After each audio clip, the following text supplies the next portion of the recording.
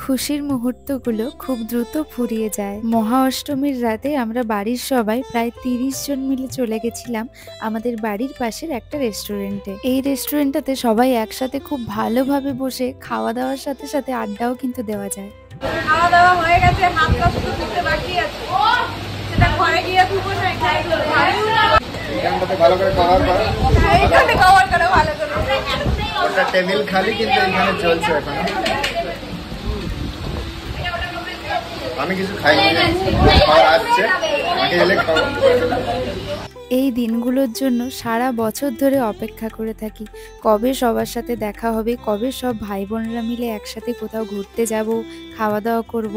যাই হোক, এই বছর আমার প্রায় প্রত্যেক দিন প্রোগ্রাম থাকার জন্য খুব একটা প্যান্ডেল হপিং করার সুযোগ হয়নি। বাড়ির পাশাপাশি কয়েকটা মণ্ডপ দেখেছি, কিন্তু আমরা ভাই বোন এবং বোনঝিরা সবাই মিলে ভীষণ মজা করেছি।